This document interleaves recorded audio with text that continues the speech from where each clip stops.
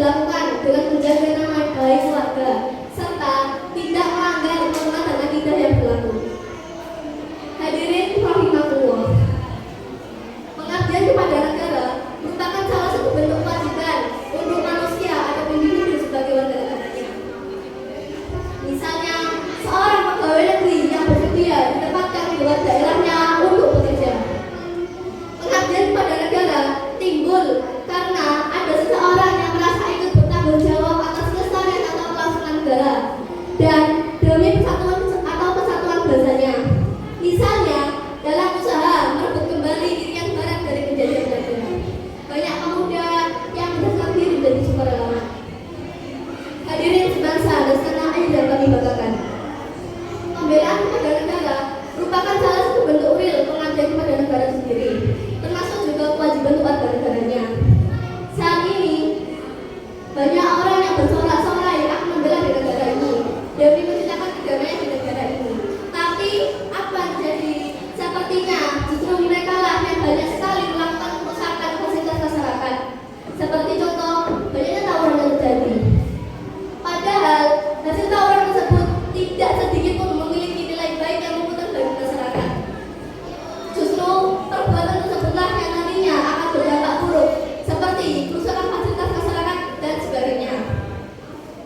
Sebagaimana dijelaskan di surat At-Taubah ayat 122. Wa ma kana al-mu'minuna yanfiru kaffah walaula nafaru min kulli firqatin minhum ta'ifatun liyatafaqahu